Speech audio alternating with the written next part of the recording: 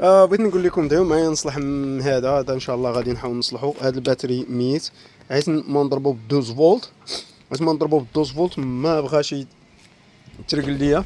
اللي هو هذا واحد الباور بانك اللي كامل الناس كتعرف. هذا الباور بانك هذا هو كنت شريته تقريبا بشي ها هي 49 دولار ديك الساعه باش شريته. المهم انا ما كيهمنيش الفلوس، ما كتهمني الاستفاده، فهمت؟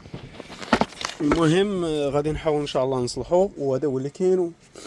وهذه هي الغرفه دابا مع جا الصهد وكذا. هذه هي الغرفه ديال العمليات ديالي كتسمى الغرفه ديال العمليات. داكشي مروان كذا العالم. المهم كنحاول نصلح شي حاجه وفي نفس الوقت كندوزو الوقت وبيس نضلو. هذا هو اللي كاين.